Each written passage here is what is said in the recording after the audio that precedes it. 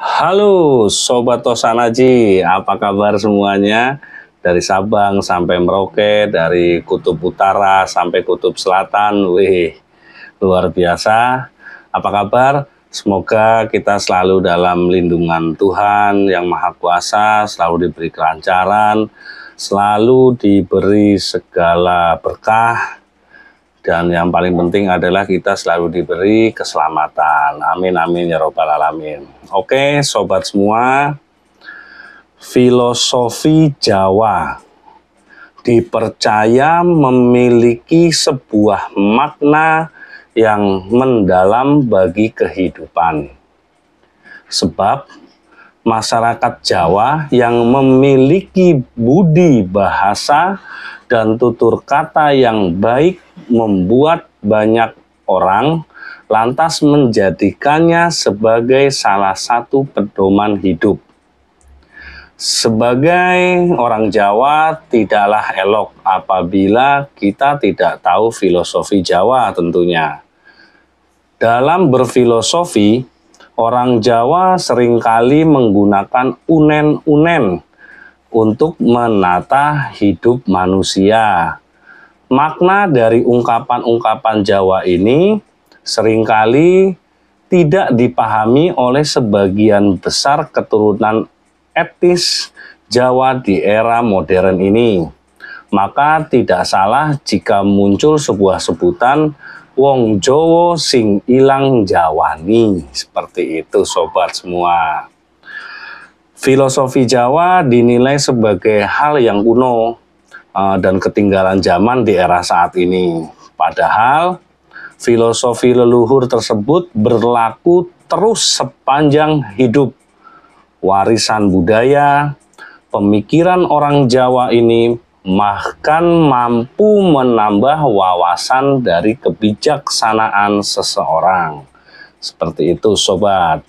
Sejak dulu masyarakat Jawa mengenal adanya sebuah istilah klangenan, atau kalau diartikan adalah sebuah kegemaran yang menandakan seorang pria dianggap sebagai kesatria. Nah, kelangenan bisa dijadikan simbol status sosial seseorang pria Jawa. Orang yang memiliki kelangenan pasti rela melakukan apapun, bahkan menghabiskan uang berapapun untuk bisa meraih sebuah kelangenan tersebut. Oke, Sobat Tosanaji semua, seperti biasa di depan saya sudah tersedia tiga buah pusaka sobat. Masih pada telanjang karena baru saya bersihkan, baru saya putihkan. Saya akan bahas ini, tapi sebelumnya seperti biasa, bikin kopi, udut, karena ini sangat luar biasa sobat. Jangan kemana-mana, tetap di channel saya. Halo sobat semua, kembali lagi bersama saya Himawan Resi dalam channel saya Gombong Pusaka Official. Oke sobat semua, di depan saya sudah ada 3 buah pusaka, 3 buah keris. Apa yang akan saya bahas kali ini? Yang saya akan bahas kali ini adalah mengenai makna daripada ricikan keris itu sendiri. Yaitu yang akan saya bahas adalah pesi sobat semua. Ini yang bernama pesi. Ini juga namanya pesi.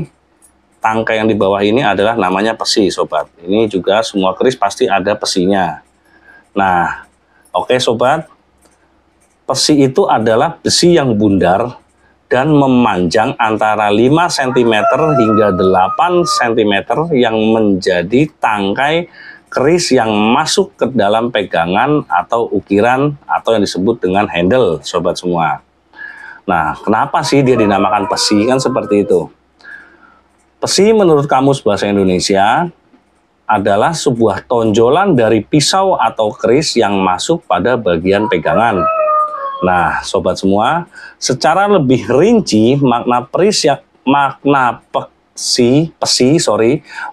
pesi yang berkaitan dengan keris adalah besi yang bundar dan memanjang, tapi ada juga yang sini kotak, sobat. Intinya besi pada tangkai ya sobat ya, yang memanjang antara 5 hingga 8 cm tadi yang menjadi tangkai keris yang masuk dalam sebuah handle. Itu menurut bahasa Indonesianya. Nah, sedangkan apa sih filosofi dari pesi ini sobat semua? Pesi merupakan lambang dari pria sebagai lawan dari gonjo yang merupakan lambang wanita. Persatuan antara pria dan wanita atau pesi dan gonjo telah melahirkan suatu makhluk yang disebut dengan manusia. Jadi dua jenis manusia itu adalah suatu keniscayaan yang harus ada demi berkelangsungan sebuah hidup. Nah, makna peksi ini filosofinya adalah lambang dari pria ya sobat ya. Berbicara seorang pria dari lahir ia telah ditakdirkan untuk menjadi seorang pemimpin dan kelak akan dimintai pertanggungjawaban terhadap amanah kepemimpinan yang dibebankan di atas pundak seorang pria. Sekecil apapun kepemimpinan itu, seorang laki-laki dalam rumah tangganya ia adalah pemimpin dalam rumah tangganya dan bertanggung jawab terhadap segala sesuatu yang ada dalam rumah tangganya, terutama terhadap istri dan anak-anaknya, baik itu anak laki-laki maupun anak perempuan. Oke, sobat semua.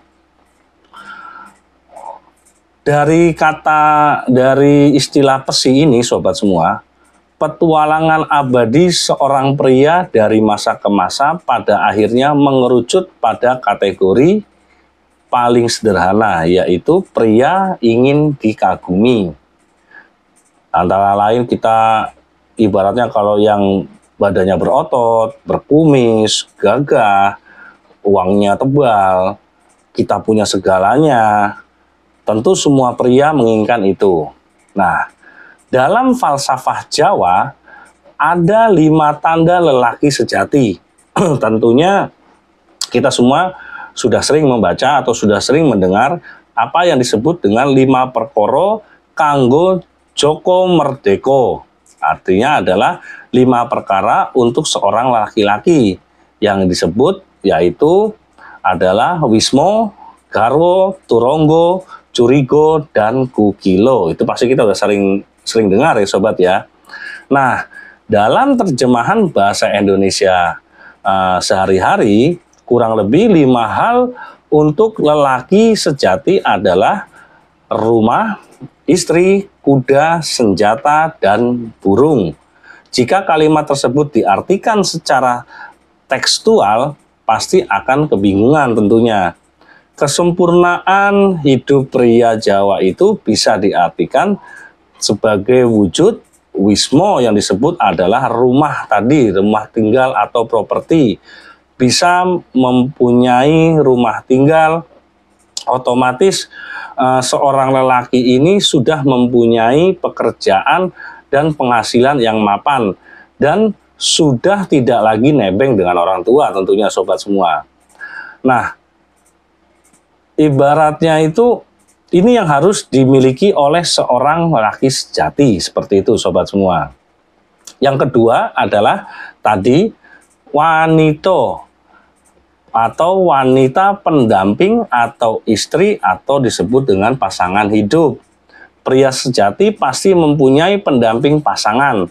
Hidup seorang laki-laki tidak akan lengkap tanpa kehadiran seorang wanita dalam hatinya. Ini yang benar dalam falsafah Jawa. Sangat disayangkan zaman sekarang banyak sekali yang malah laki-laki menjelma menjadi kewanitaan. Itu luar biasa. Padahal karo kowe ibaratnya ya kan, itu bahaya sobat semua. Jadi seorang laki-laki sejati itu memang seharusnya dalam falsafah Jawa itu adalah dia memiliki pasangan hidup, yaitu seorang wanita. Oke sobat semua, yang ketiga adalah turonggo atau tunggangan atau kendaraan. Zaman dahulu kendaraan itu yang paling istilahnya banyak ditemui dan diinginkan adalah seekor kuda. Nah, zaman sekarang adalah mobil dan motor. Turonggo atau tunggangan juga akan melambangkan karakter sesungguhnya dari si penunggang tersebut. Kalau kayak saya, tunggangan saya apa ya? Jadi motor klasik, karena saya suka yang klasik, ya saya suka dengan motor klasik, seperti itu sobat semua. Berbeda dengan sesuatu pria yang memang halnya sifatnya dia maskulin, pasti dia suka, walaupun motor pun suka yang sport atau suka yang model-model kelakian atau mobil sport kayak gitu sobat semua. Nah, yang keempat adalah kukilo. Kukilo itu adalah hobi atau kesenangan. Nah, hobi salah satu pelengkap dalam hidup, karena setiap orang pasti mempunyai titik jenuh dalam hidupnya, dan hobi adalah salah satu pelampiasan untuk kembali menentukan energi dan semangat baru bagi seseorang tersebut. Jadi ketika kita mempunyai hobi, tentunya itu akan melepaskan segala macam penat yang ada di hari-hari kita, sobat semua. Itu yang pria sejati lakukan. Yang kelima, curigo atau biasa disebut kesepuan atau keahlian khusus. Nah, curigo merupakan salah satu pembeda kita dengan yang lain dalam bentuk skill atau keahlian. Itu yang saya terjemahkan, sobat semua. Ketika kita mempunyai sebuah keahlian khusus, itu akan membedakan kita dengan orang lain. Yang menunjukkan adalah keahlian masing-masing pada setiap individu. Kayak saya bisa nyuci keris, mungkin Anda bisa kerja di perbankan. Semua itu tidak harus istilahnya kita saring iri, tidak. Tapi kita harus mensyukuri apa yang kita punya, kelebihan yang kita punya, dan kita kembangkan tentunya untuk kebaikan bersama. Begitu sobat semua. Nah, oke sobat semua, itulah makna yang dapat saya ambil dari istilah pesi pada ricikan keris sobat semua. Jadi semua keris itu pasti memiliki pesi yang masuk ke dalam gagang. Tentunya ini pun ada filosofinya. Filosofinya adalah mengajarkan, secara garis besar sobat ya, mengajarkan kita itu untuk menjadi seorang lelaki sejati atau lambang dari seorang pria. Seperti itu sobat semua. Oke sobat semua, masih banyak lagi tentang ricikan lainnya akan saya bahas ke depan. Saya ucapkan terima kasih tentunya ya kepada para pemirsa netizen sekalian yang telah setia selalu mendukung saya, mensupport saya dari segala macam arah. Bagaimana caranya ketika saya jenuh tadi juga kita disupport. Alhamdulillah, terima kasih saya ucapkan. Mungkin hanya ini yang dapat saya bahas dari makna pesi sobat semua.